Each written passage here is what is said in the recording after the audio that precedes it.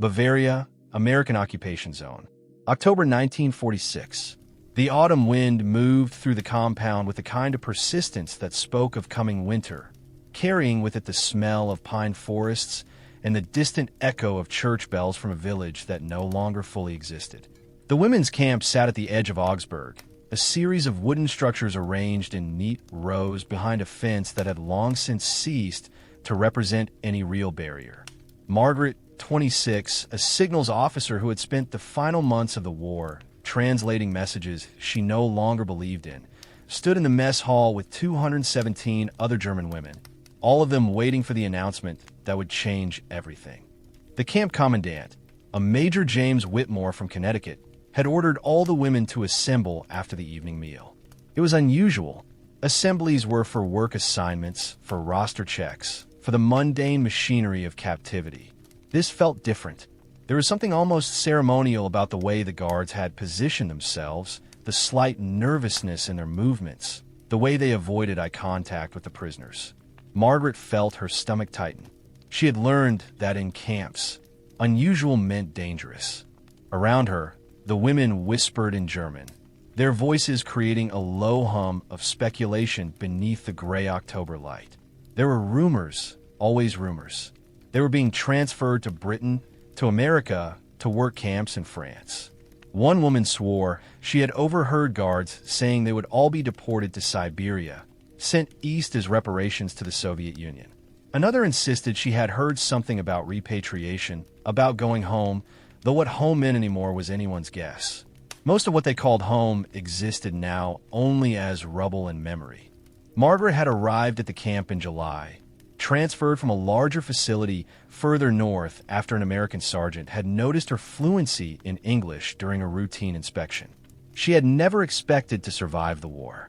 As the Reich collapsed around her, as cities burned and armies retreated, she had assumed the end would come violently, suddenly, the way so many endings did in those final months.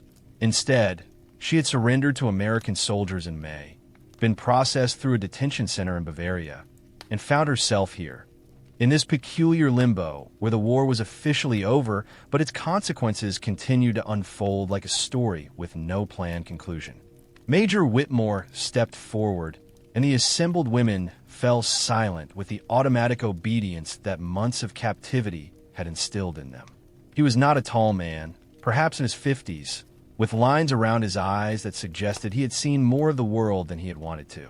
He carried a folder under his arm, and his expression betrayed neither warmth nor hostility, just the tired efficiency of someone completing paperwork. "I'm going to explain something to you," he began, his English clipped and precise. A translator, an older woman named Gertrude who had worked as a secretary in Berlin, repeated his words in German. "The war is over. You have been processed according to international law. You have been fed, housed, and treated with the courtesy that your status as prisoners of war requires. But you are also in a new situation, one that the military establishment is still deciding how to handle." Margaret found herself holding her breath. Something was coming. She could feel it in the shift of the air, in the way the guards stood more rigidly than usual. "America needs workers for reconstruction," Whitmore continued. "Your country destroyed much of Europe. Europe needs to be rebuilt. America is prepared to offer contracts to women who wish to participate in this reconstruction. These contracts will be voluntary. You will be housed, fed, and provided with wages paid in American dollars. You will work where American civilians direct you. Your conditions will be significantly better than captivity." A murmur ran through the crowd. This was not what anyone had expected. Freedom, even the limited freedom of wage labor, seemed almost surreal. However, Whitmore said, and this was where his tone shifted, where something unspoken began to creep into the meaning of his words. "There is one additional complication that I must address. Some of the American soldiers stationed nearby have expressed interest in the possibility of marriage with women in this camp. This interest is not something I can prevent, nor is it necessarily something I wish to prevent. The Geneva Convention does not forbid such arrangements." The camp fell utterly silent. Even the wind seemed to pause. "So here is what will occur," Whitmore continued. Any woman who wishes to sign a work contract and participate in reconstruction efforts will have the opportunity to do so.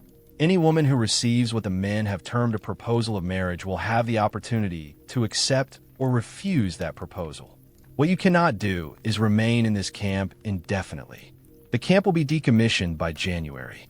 All women must either take a work contract or arrange for repatriation to the occupation zones in Germany.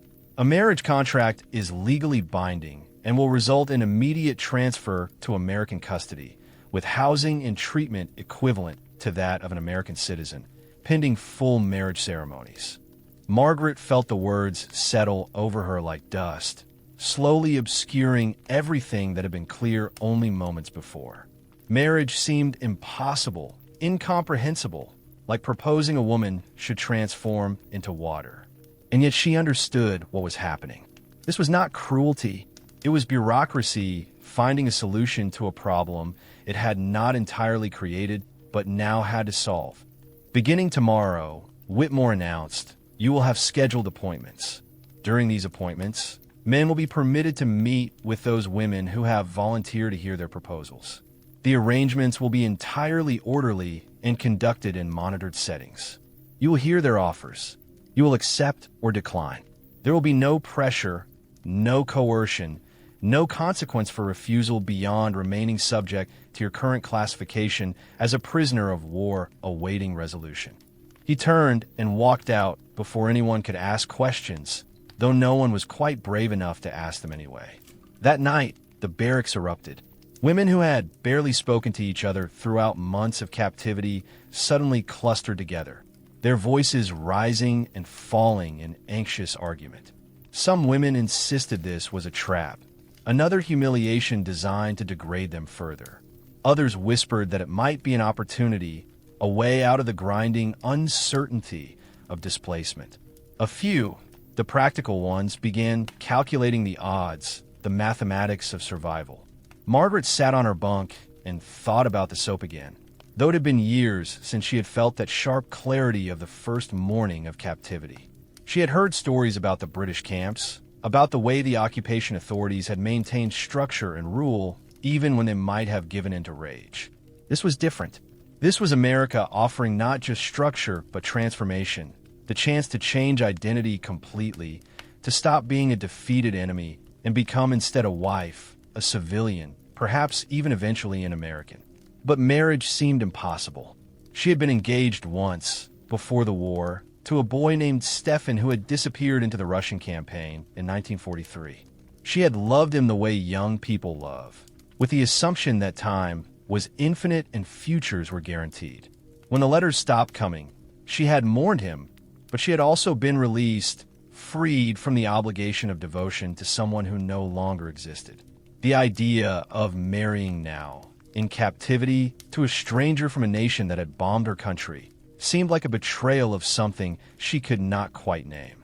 And yet staying felt equally impossible. The next morning, Margaret was not scheduled for a proposal meeting. Neither were most of the women. Major Whitmore's announcement had created a cascade of unforeseen complications. The soldiers stationed nearby, it turned out, were not as eager for marriage as the military establishment had apparently believed. Perhaps they had not fully understood what marriage to a German prisoner might entail.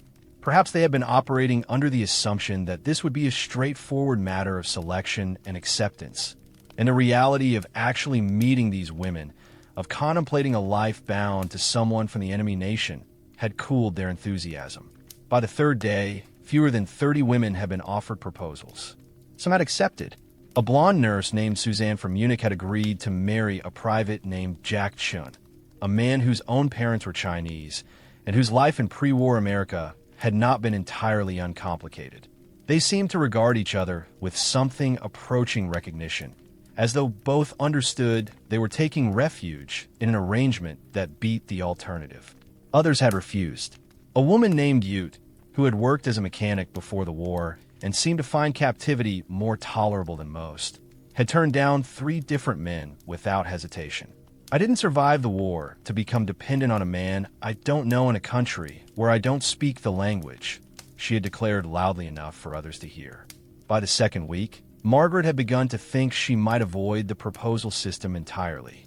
She was not beautiful in the obvious way some of the women were, and her English fluency seemed to work against her, making her seem less exotic somehow, less like a romantic possibility and more like a translator, a functionary, a person defined by utility rather than mystery.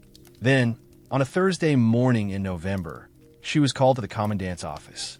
She had expected Major Whitmore, but instead she found a different American, younger, perhaps in his early 30s, with dark hair and an expression that seemed to contain competing feelings held in careful balance.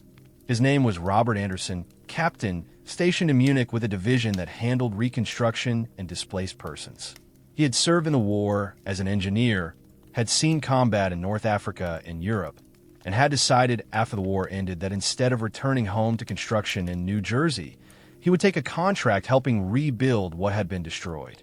"I'm not here to propose marriage," he said before Margaret could even fully process his presence in the room.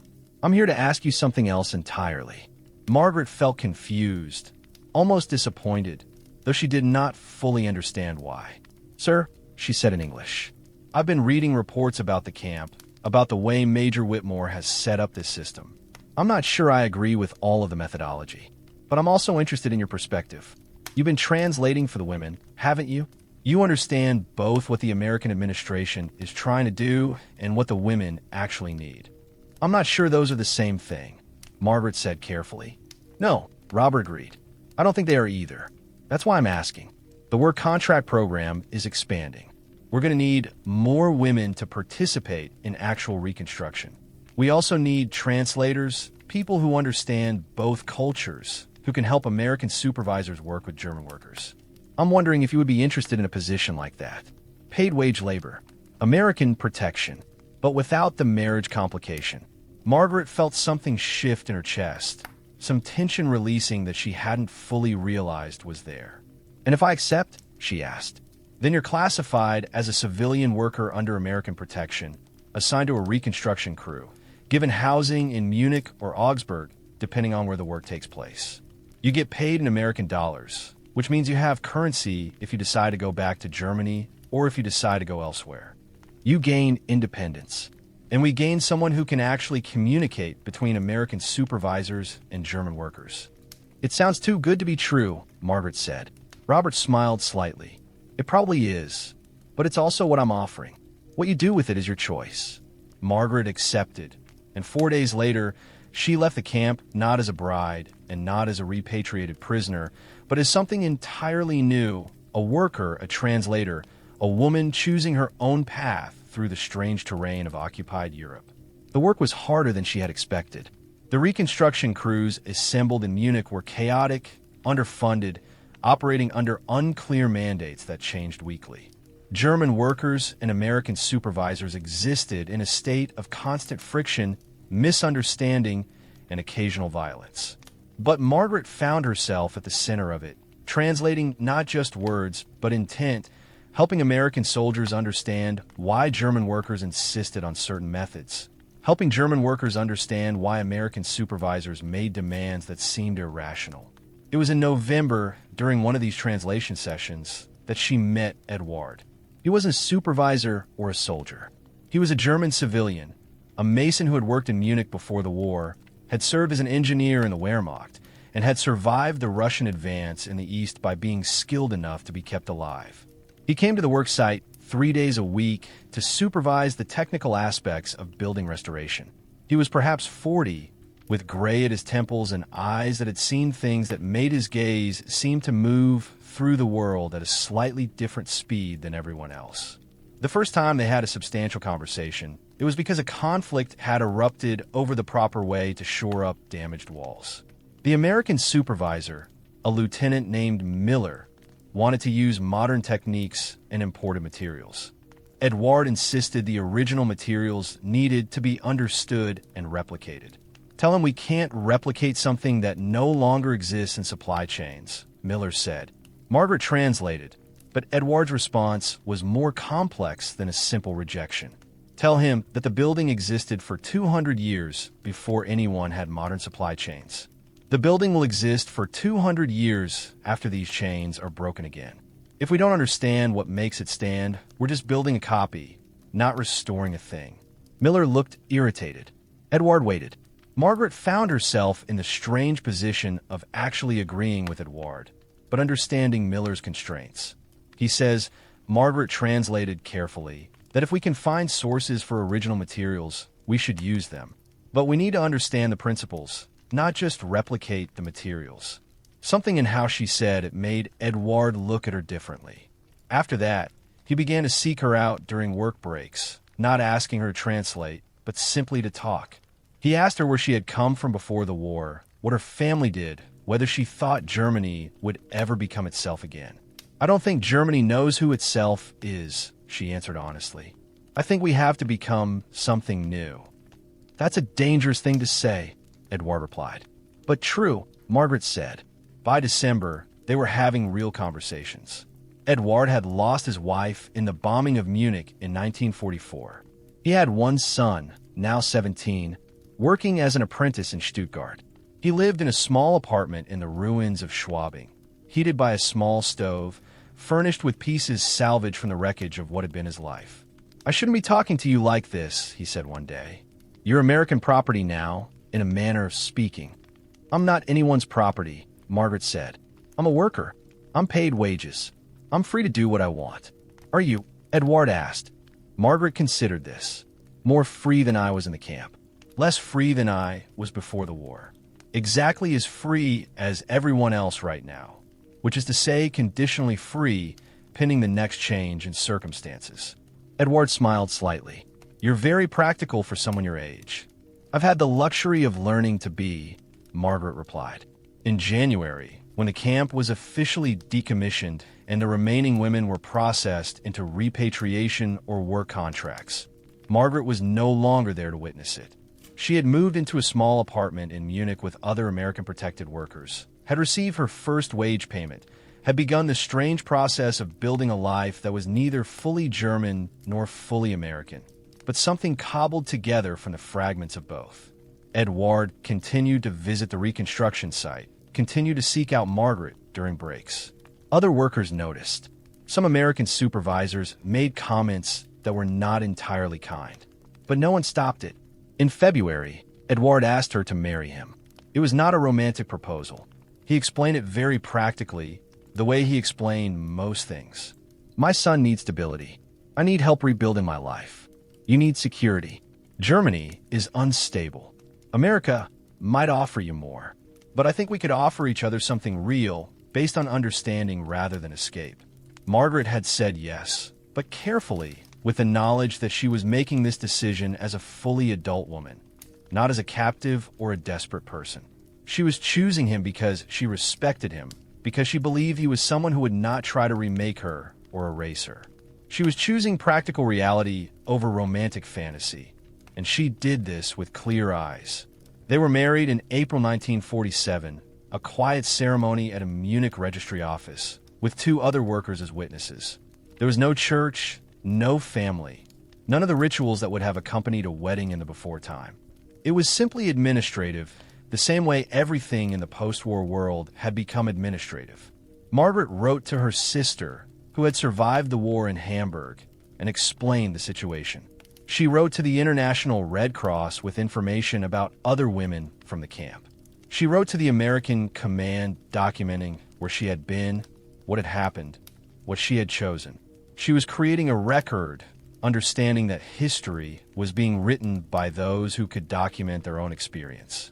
But the most important writing was in her diary, which she kept in German, a private record of her thoughts, her observations, her slow process of becoming someone who could live in this new world. I was told to undress by the British, she wrote in May. I was offered marriage by the Americans. Neither offered me what I truly wanted, which was the freedom to choose for myself. And yet the American system, for all its complications and moral ambiguities, allowed me to exercise choice in a way the British system never could. The British gave me the dignity of procedure and process. The Americans gave me the possibility of agency. I chose to marry Edouard because he is not my enemy, because he understands loss in the same way I do, because Munich is my city and he is helping rebuild it. But I chose to marry him as myself, not as an alternative to captivity or desperation. I chose as a free woman. However provisional that freedom remains. Other women from the camp had made different choices. Suzanne, the nurse who had married Jack Shun, had moved with him to California, where she was slowly learning English and trying to understand a landscape so different from Bavaria that it seemed like another planet.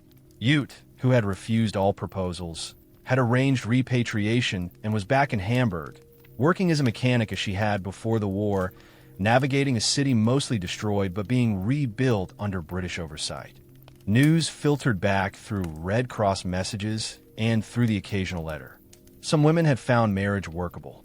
Others had discovered that marrying to escape captivity was not the same as building a life with another person. Divorces were beginning, though they were complicated and slow. But the system itself, the strange machinery that Major Whitmore had set in motion, had quietly done what bureaucracies sometimes do. It had created unintended opportunities. By offering marriage as a way to solve the problem of displaced German women, the American military had inadvertently created a mechanism through which women could sometimes gain independence, could sometimes make choices, could sometimes choose not to remain prisoners, even if they chose not to marry. Margaret had been one of the fortunate ones, though she did not think of luck in those terms. She thought of it as having skills the occupying powers needed and having the insight to translate those skills into opportunity. By the summer of 1947, she had stopped thinking of herself as a German POW. She was a worker, a translator, a wife, a woman building a life in a city rebuilding itself. The war was receding into history. The occupation was becoming normal. The question of who she had been was slowly being replaced by the question of who she would become. Eduard's son, Klaus, arrived in Munich in August. He was tall and thin, with his father's serious expression and his mother's dark eyes. He had not known Margaret existed until Eduard had written him the news of the marriage. The three of them stood in the small apartment, uncertain how to become a family. "My father says you chose to stay with him," Klaus said in careful English. "That you were not forced." "That's correct," Margaret said. "I was offered many options. I chose him because I believed we could understand each other. Because Munich is my home. Because I thought he was someone who would try to build something real rather than something convenient." Klaus nodded slowly. "In a way, all of us are people now choosing to stay with each other rather than being forced. That's something. That's more than before." In November, on the first anniversary of Major Whitmore's announcement in the camp, Margaret thought about the women who had made different choices, the women who had married to escape, the women who had been married off to men who wanted a German bride more than they wanted a German person. She thought about the fundamental strangeness of the situation, the way war and defeat had created the conditions under which marriage became a form of choice rather than a form of obligation. In peacetime, a woman of her class might have expected to marry according to family wishes, economic necessity, social position.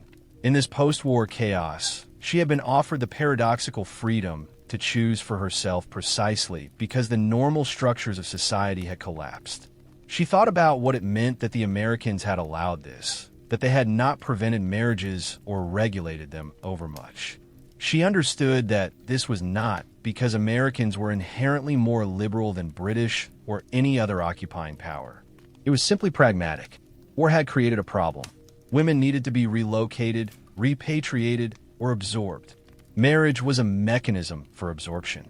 The fact that it sometimes gave women limited agency was almost incidental, but it was real nonetheless. Years later, Margaret would tell this story to her daughter, born in 1949, a child with her father's dark eyes and her mother's practical temperament. "I was in a camp," she would say, "and the Americans offer me a choice. Not a perfect choice, not a free choice in the way we think of freedom now, but a choice nonetheless. I chose to marry your father because he was not my enemy, because he wanted to rebuild something real rather than escape something false. I chose because I could, because the chaos of war had temporarily unmade the structures that normally constrain women's lives." "But you were still a prisoner," her daughter would say. "Yes," Margaret would agree. I was still legally classified as a prisoner of war. But in the gaps between the legal structures, in the spaces where bureaucracy had not quite caught up with reality, I was able to exercise agency. And that made all the difference. The occupation continued for years. Slowly, German sovereignty was restored, though always limited, always conditional. The war contracts became employment. The reconstruction projects became businesses. The displaced persons camps closed, and their populations either moved forward or moved back, depending on where they could go. Margaret and Edouard bought a small house in the Schwabing district, one of the buildings Edouard had helped restore. Klaus studied engineering and eventually worked with his father on reconstruction projects.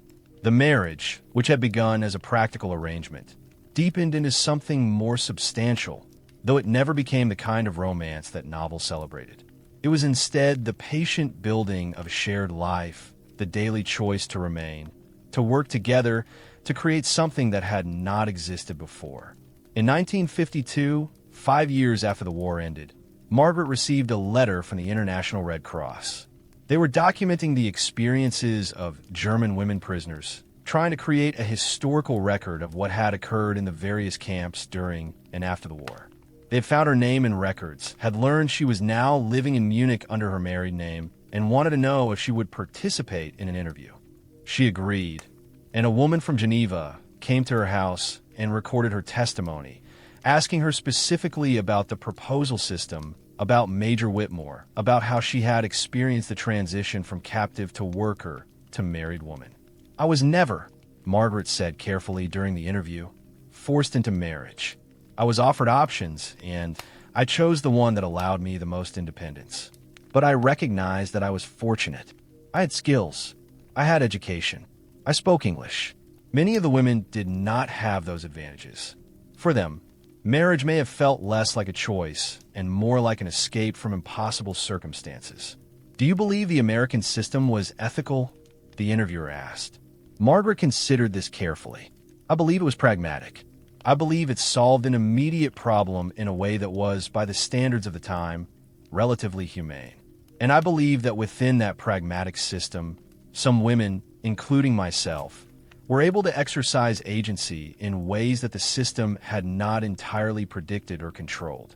Whether that makes it ethical is perhaps a question for philosophers rather than for women who lived through it.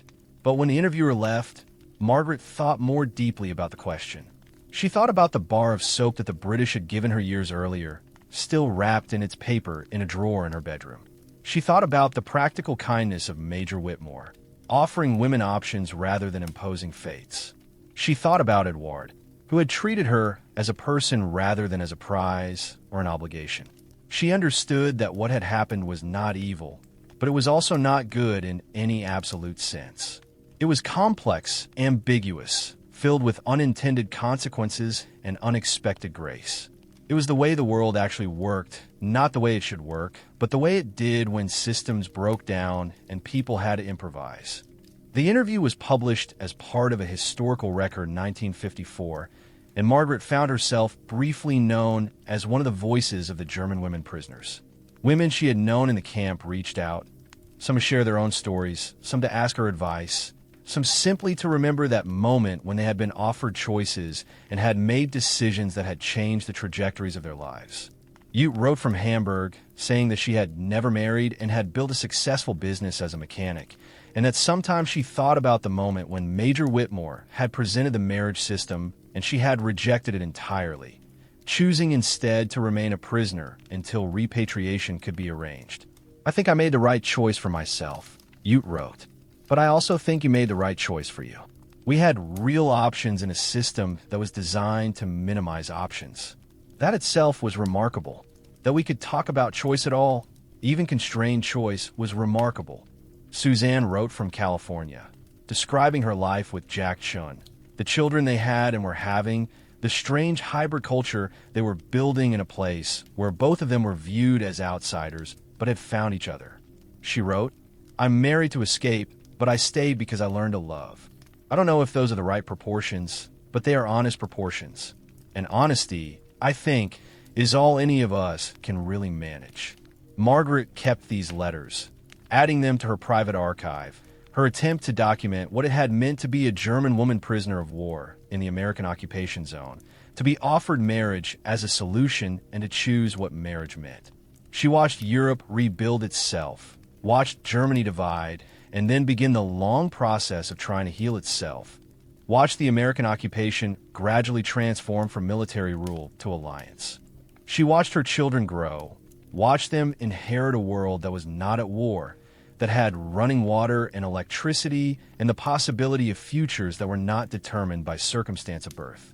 And she remembered the moment when Major Whitmore had announced the marriage system, when she had felt fear and confusion and the strange possibility of agency emerging from catastrophe.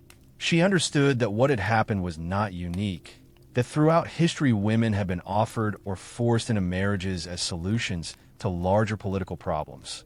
But she also understood that the American occupation zone had something different, a bureaucratic apparatus that was willing to let women refuse, to let women choose differently than expected, to create space for agency even within constraint.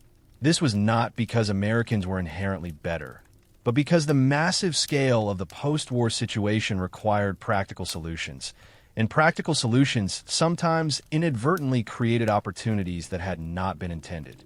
In her final years, Margaret wrote a memoir, though she never published it.